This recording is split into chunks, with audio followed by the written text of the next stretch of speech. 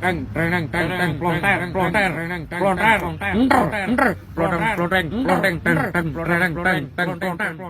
guys, kali ini anime bakal bahas sebuah cerita yang dilewatkan dalam arc Mugen Train, sebuah kilas balik Kyojuro Rengoku saat dibuat jadi donat sama Akaza. Chapter ini menceritakan kisah perjalanan seorang Kyojuro Rengoku sebelum dia menjadi seorang Hashira. Semua cerita ini dibahas dalam chapter kisah Kyojuro Rengoku dan akan anime ceritakan semuanya di sini. Sebelum mulai, kalian bisa like, komen, dan beli sarapan di tukang bubur biar dia bisa naik haji. Oke, let's go. Cerita ini diawali dengan Kyojuro yang sedang melatih murid kesayangannya, yaitu Mitsuri Kanroji. Mitsuri di sini kelihatan manja dan bilang kalau dia udah capek serta perutnya mulai keroncongan. Kyojuro mengatakan, "Nggak usah banyak alasan deh, tadi udah makan tumpeng syukuran masih kurang aja." Dan Kyojuro lanjut menghajar Mitsuri. Lalu kita lihat Senjuro, adik dari Kyojuro, sedang melihat proses latihan Mitsuri dengan kakaknya. Dia lalu mengatakan, "Latihan hari ini bagus lur, istirahat dulu yuk." Mendengar hal ini, Mitsuri langsung melompat ke Senjuro kayak diselamatin malaikat dari siksa api neraka. Dengan Kyojuro yang bilang, "Latihannya belum selesai anjing." Setelah itu mereka berdua beristirahat, menikmati cemilan yang dibuat oleh Senjuro. Senjuro mengatakan bahwa dia diajarkan oleh Mitsuri untuk memasak cemilan ini dan mengatakan bahwa Mitsuri pandai memasak. Oh, pantas di reinkarnasi Mitsuri buka restoran sama Obanai, dia pinter masak ternyata. Oke lanjut, setelah itu Mitsuri melihat jas yang dibuatkan oleh Kyojuro dan dia mengucapkan selamat karena Mitsuri sudah lolos seleksi dan resmi menjadi pemburu iblis. Setelah Mitsuri datang dengan pakaian barunya, tada! Rengoku kaget karena baju Mitsuri yang menunjukkan kebesarannya. Mitsuri lalu bilang, "Tapi kata kakku sini pakaian resmi kok." Mendengar kata-kata itu, Kyojuro mengatakan, "Oh, resmi. Oke lah kalau begitu." Adiknya di sana pelongo-pelongo kayak, "Baju macam apa ini cok?" Di tengah waktu istirahat itu datang burung kasugai milik ayahnya yang mengatakan bahwa akan ada rapat para Hashira. Dan para Hashira diharapkan berkumpul di markas pemburu iblis. Mendengar berita ini, Kyojuro berniat untuk memberitahu ayahnya. Namun saat dia memberitahu ayahnya tentang berita ini, dia malah dimarahi dan mengatakan Kyojuro bisa berangkat ke sana menggantikan ayahnya jika dia mau. Sedikit informasi, ayah Kyojuro di sini masih berstatus sebagai Hashira api, tapi dia sudah tidak memiliki keinginan bertarung setelah kematian istrinya Ruka Rengoku. Dia sering menjalankan misi sambil mabuk-mabukan dan tidak serius. Dia bahkan tidak membunuh dan membiarkan iblis Lower Moon kedua melarikan diri. Kembali ke obrolan Kyojuro dengan ayahnya bilang kalau Kyojuro nggak bakal jadi orang yang hebat. Dia juga bilang kalau pernapasan api, Hashira, semuanya itu tai. Berpindah ke markas pemburu iblis saat para Hashira berkumpul, Kagaya mengatakan jika Muzan mulai menambah kekuatannya dan dia akan memberi tugas lebih banyak pada para Hashira. Lalu Sanemi, dia bertanya-tanya kenapa ada pemburu iblis yang tidak berpangkat Hashira ada di rapat ini. Belum sempat Kyojuro berbicara, Sanemi bilang, "Oi, emangnya lu cocok sejajar sama Hashira di sini?" Kyojuro yang baru pertama kali bertemu Hashira merasakan tekanan yang begitu tinggi, tapi energi positifnya mengalahkan itu semua. Dia melihat penampilan para Hashira yang berbeda-beda, tapi dia merasakan bahwa mereka semua saling mendukung satu sama lain. Di sini Kagaya memperingatkan Sanemi untuk tidak kasar pada Kyojuro dan menyuruh Kyojuro untuk menjelaskan apa yang terjadi pada ayahnya sang Hashira api. Kyojuro mengatakan setelah kematian ibunya, ayahnya sudah tidak memiliki keinginan untuk bertarung dan selalu mengurung diri di dalam kamar. Selain itu, ayahnya juga sekarang mabuk-mabukan. Mendengar penjelasan itu, Gyomei agak berduka menyadari bahwa Shinjuro sudah menjadi Hashira cukup lama. Lalu Uzui mengatakan bahwa Shinjuro memberi contoh yang tidak baik pada rekannya dan mempengaruhi moral mereka. Uzui juga mengatakan mending dia pensiun dengan cara yang flamboyan. Sanemi berkomentar, "Hashira kita nih hilang satu, tapi kalau Hashira Kang mabuk juga nggak guna coy." Lalu Kyojuro dengan lantang mengatakan, "Tenang selur, kalau Aing jadi Hashira pasti bapak Aing bakal balik lagi motivasi hidupnya." Sanemi yang emang gampang naik darah bilang, "Jadi Hashira nggak segampang itu bitch." Lalu dia berdiri meminta izin pada Gyomei dan memohon maaf pada Kagaya. Lalu tiba-tiba serangan demi serangan dilancarkan oleh Sanemi, tapi Kyojuro tidak melawan sama sekali. Dia hanya bertahan sampai akhirnya Kyojuro mengatakan bahwa seorang pemburu iblis tidak boleh menyerang rekannya. Dia juga bilang, "Lagian Aing juga nggak bakal balik mukul sih, thanks." Dia masih mengucapkan terima kasih bahkan setelah dipukul berkali-kali. Melihat kejadian ini, Shinobu mengatakan bahwa Kyojuro agak aneh. Tapi Uzui dia bilang, "Anjay, nih orang bisa nahan serangan Sanemi. Rambutnya juga flamboyan, suka." Setelah kejadian itu, Kagaya memanggil Sanemi. Dia langsung berlutut dan meminta maaf atas kejadian tadi. Lalu Kagaya menjelaskan pada Kyojuro jika ada salah satu dari 12 Kizuki di ibu kota.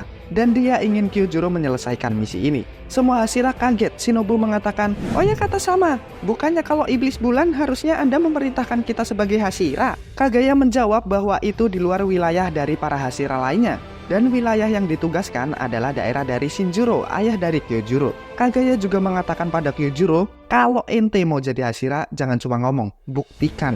"Siap," kata Kyojuro. Setelah mendapatkan misi, Kyojuro bersama Mitsuri dan anak buah lainnya menuju ke ibu kota untuk segera menyelesaikan misi ini. Rencana sudah disusun dan saatnya mereka beraksi.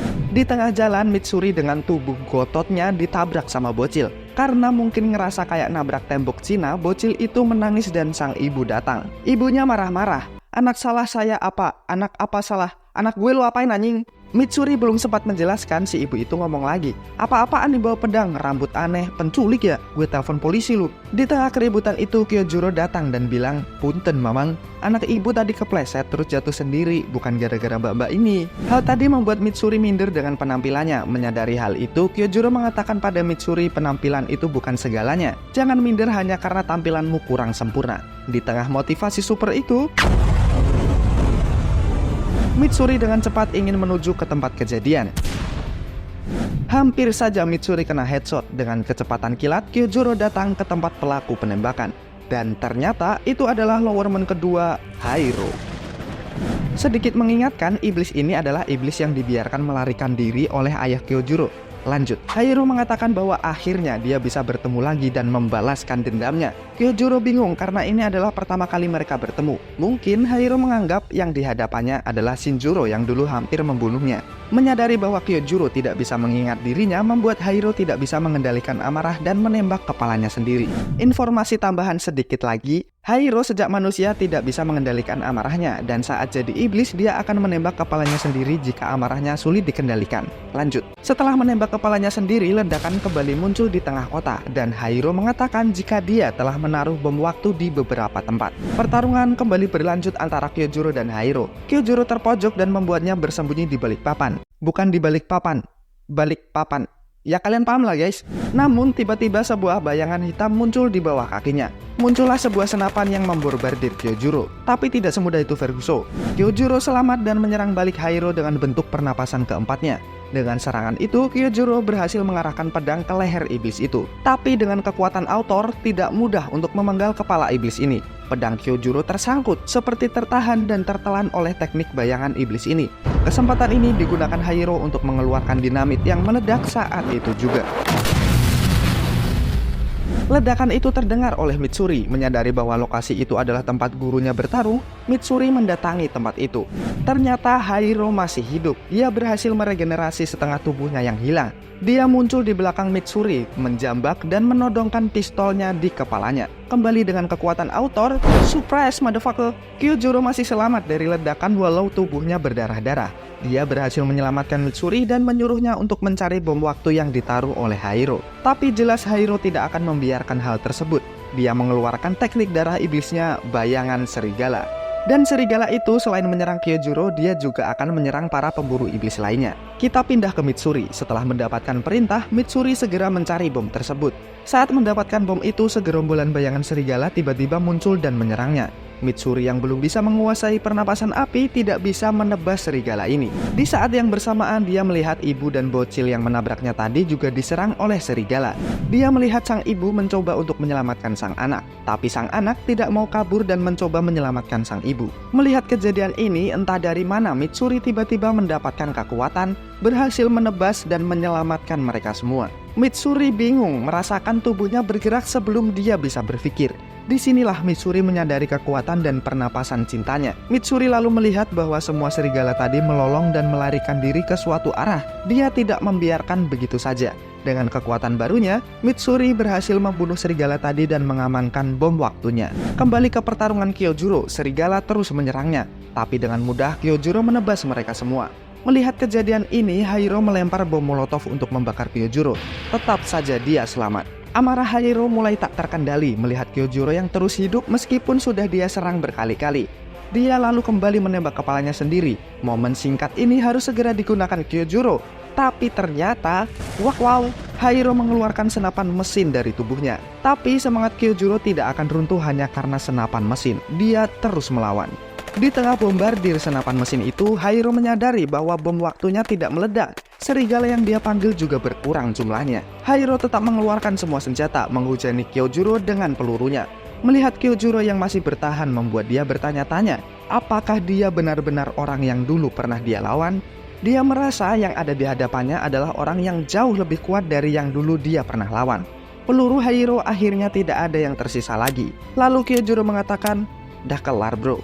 Kata-kata itu membuat Hairo ada di puncak amarahnya. Peluru sudah habis, dia tidak bisa menembak kepalanya lagi. Yang tersisa hanyalah sebuah pedang usang yang dia gunakan dahulu waktu menjadi manusia. Kyojuro lalu menyergap Hairo dan berusaha memenggalnya. Namun hal itu tidak bisa terjadi. Hairo memanggil semua bayangan untuk bergabung dengannya dan menjadi serigala raksasa.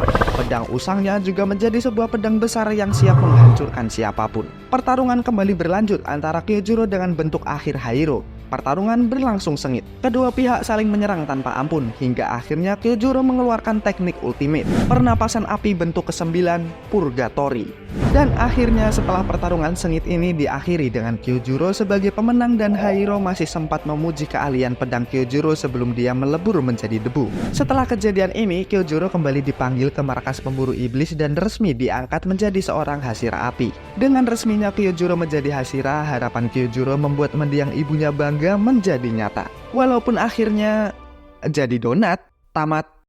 Yosh, itu dia kilas balik yang terjadi pada Rengoku di arc Mugen Train. Ya, anime juga tahu kenapa ini nggak diceritain karena ceritanya panjang banget. Jadi mungkin agak kepanjangan juga kalau diceritain jadi satu di arc Mugen Train. Ya, semoga hidden chapter ini bisa diangkat sama Gotoge Sensei jadi movie deh ya. Soalnya ini keren banget coy. So thank you guys udah dengerin cerita ini. Next time mungkin anime bakal cerita lagi hal-hal seru lainnya di Demon Slayer atau anime lainnya juga. Sampai jumpa di video selanjutnya. Peace out.